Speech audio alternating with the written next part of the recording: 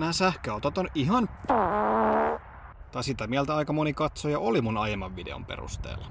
Mutta onko tää yli 100 tonnin sähkövitossarjalainen niin huono, että tää on vaan yksinkertaisesti myytävä pois? No lähdetään katsomaan. Tää autohan on DNAltaan ihan aito BMW ja siitä aivan älyttömän hieno ajettava. Vaikka tässä on aika paljon sporttista luonnetta, tää on kuitenkin älyttömän mukava ja kulkee tosi sivistyneesti. Huonot tiet ei paljon haittaa edes tällä 20-tuumaisella myllynkiviksi verrattavalla rengastuksella. Ohjaus tässä on tosi tarkka ja kaartessakin tää on kuin kotona, vaikka tää auto painaakin kuin synti. Tehoa autossa on 601 heppaa ja vääntöä napakat 820 newtonia. Eli jos tälleen perille ehden, niin vikaistanakaan on kyllä autossa. 0-100